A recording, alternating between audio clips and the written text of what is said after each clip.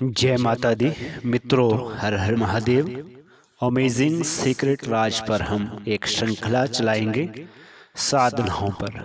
आज के बाद हम प्रयास करेंगे कि हर एक वीडियो जो है किसी न किसी साधना पर ही आधारित हो। इसी श्रृंखला में आज से हम अप्सरा साधनाओं पर विशेष वीडियो लेकर के आएंगे। अब इसका आधार कहाँ से आरंभ होता है, उन पहलुओं पर बात करते हैं।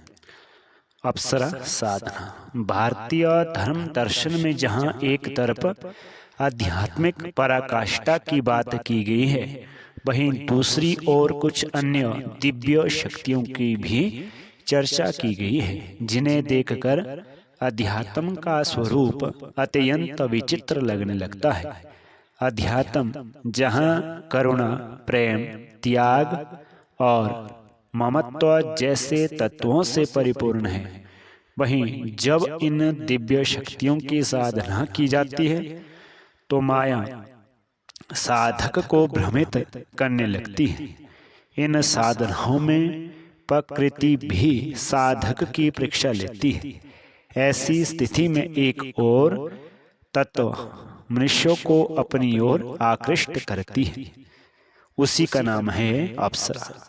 बहुत कम लोग जानते हैं कि वास्तव में अप्सरा क्या है। साधारणतः अप्सराओं के संबंध में कई भ्रांतियां हैं। अप्सरा वास्तव में एक योनि है। अप्सरा शक्ति का वो स्वरूप है जिसके भीतर आकर्षण, सम्मोहन, यौवन चिरस्थायी रहता है। अधिकांश अप्सराएं शक्तियों की भी अधिष्ठात्री देवी बताई गई है।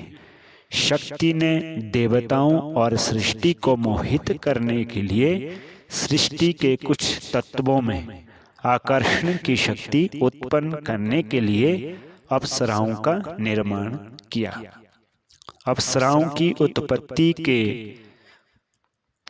संबंध में पुराणों में अलग अलग कथाएं वर्णित हैं।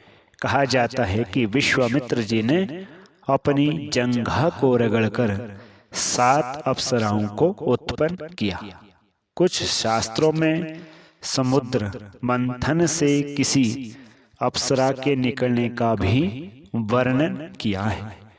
कहीं ब्रह्मा जी द्वारा अप्सराओं के जन्म की बात कही गई है, परंतु किसी भी पुराण या शास्त्र में अप्सराओं के संबंध में विस्तार पूर्वक कोई बात का वर्णन नहीं दिया गया है। अधिकांश विवरण इसी संदर्भ में है कि अप्सरा या तो किसी ऋषि की तपस्या को भंग करने हेतु भेजी गई, या कोई अप्सरा स्वयं ही किसी ऋषि के प्रेम में मोहित हो गई, या किसी श्राप के फलस्वरूप कोई अप्सरा धरती पर आकर अपना श्राप काल भोग कर वापस देवलोक में चली गई। परंतु तंत्र में अप्सराओं को देवी के समतुल्य कहा गया है। मुख्यतः अप्सराओं की संख्या 52 से 64 तक कही गई है। इनकी आराधना, पूजन और आवाहन भी इन्हें देवी मानकर पूर्ण सम्मान से किया जाता है। कुछ ग्रंथों और इंटरनेट सामग्रियों में अप्सराओं की छवि निकृष्ट बताकर उन्हें मात्र विलास की वस्तु के रूप में प्रस्तुत किया गया है, जो कि पूर्णतया गलत है। अधिकांश अप्सराओं की साधना मातृभाव से उन्हें अपना इष्ट मानकर ही करना चाहिए। देवियों की भांति अप्सराओं के भी विभिन्न मंत्र, मंडल, आवरण, आवाहन विधि आदि समस्त विधान होते हैं। अप्सराओं के भी विभिन्न स्वरूप और उपरूप होते हैं। अप्सराएं प्रसन्न होने पर साधक की अभीष्ट मनोकामना पूर्ण करती है। इनकी साधना हेतु 21 से 35 वर्ष की आयु को श्रेष्ठ बताया गया है, किंतु संपूर्ण ज्ञान से युक्त परिपक्व साधक किसी भी आयु में इनका आवाहन कर सकता है। किंतु उसके लिए शरीर का स्वस्थ एवं पुष्ट होना आवश्यक है। अप्सरा सिद्धि में कुछ तत्व नकारात्मक भी होते हैं। अप्सराएं ऐश्वर्य की स्वामिनी है, वह भोग प्रदान करने हेतु आतुर रहती है। ऐसे में हठ पूर्वक की गई साधना में किसी अन्य स्त्री को भी साधक के समक्ष प्रस्तुत कर देती है। इसका पूरा उत्तरदायित्व साधक का स्वयं का ही होता है।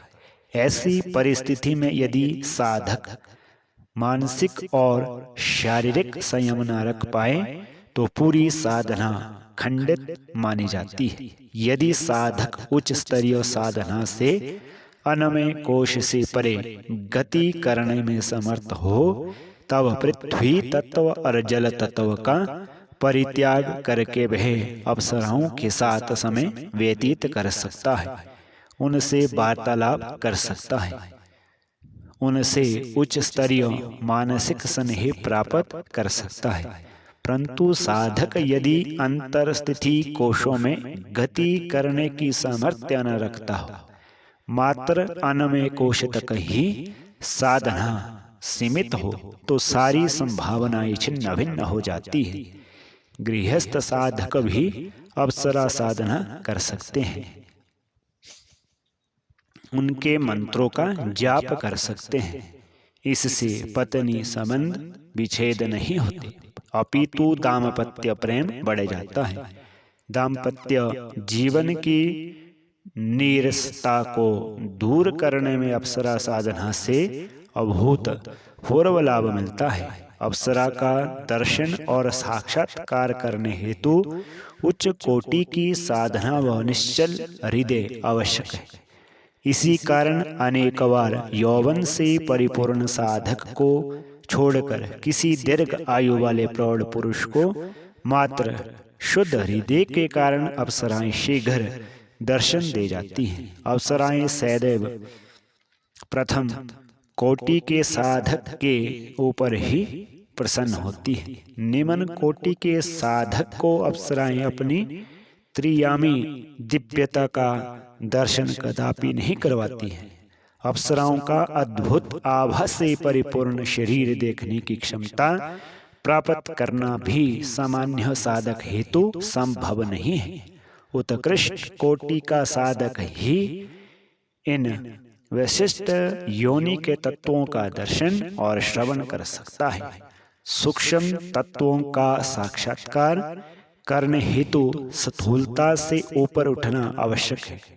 यही कारण है कि सामान्य या निम्न कोटि के साधक की साधना को खंडित करने कभी कोई अप्सरा नहीं आती।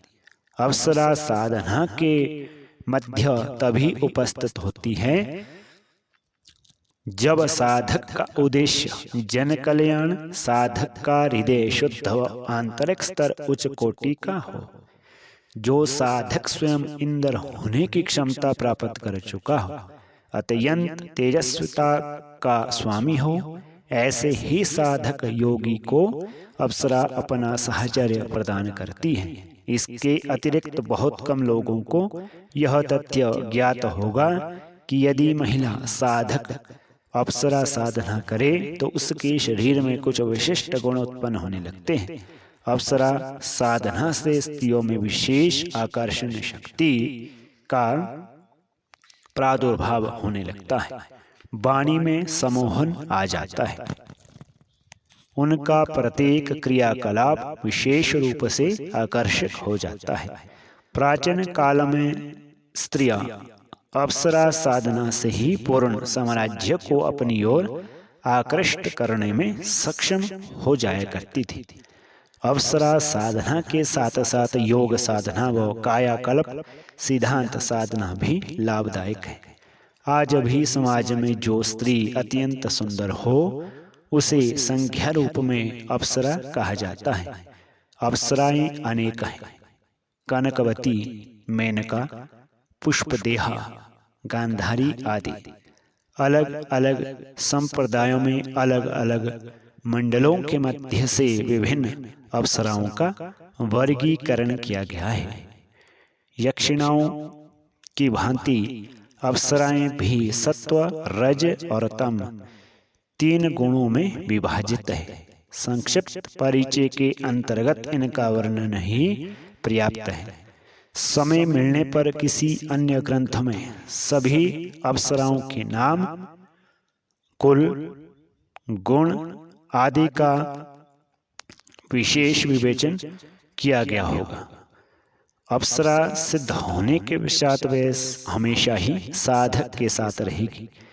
यह कथन पूर्णतः सत्य नहीं है। जब किसी अप्सरा का जिस रूप में जिस भोग हेतु आवाहन किया जाता है, वह अप्सरा वरदान स्वरूप वैसा ही भोग साधक को प्रदान करती है। साधक को अप्सराओं जैसी गुण वाली स्त्री प्रदान करने का वरदान अप्सरा दे जाती है, परंतु साधक को यह तथ्य सदैव स्मरण रखना चाहिए कि कोई भी तत्व चिरस्थायी नहीं होता। तंत्र शास्त्र की कौल शाखा में अप्सराओं को विशेष महत्व दिया गया है। धर्म, अर्थ, काम और मोक्ष, इन 4 पुरुषार्थ की पद्धति के अनुसार काम तत्व के अंतर्गत काम, कला और दैहिक विकास के क्रम में कोई तत्व अधूरा न छूट जाए, इस हेतु अप्सरा साधना पर बल दिया गया है। उच्च कोटि का आनंद और भोग जो सामान्य मनुष्य को उपलब्ध नहीं है, उसका अनुभव करने हेतु ही अप्सरा साधना की जाती है। अप्सराएं नृत्य की अधिष्ठात्री कही जाती है, अतः इनकी साधना से साधक नृत्य में पारंगत हो जाता है।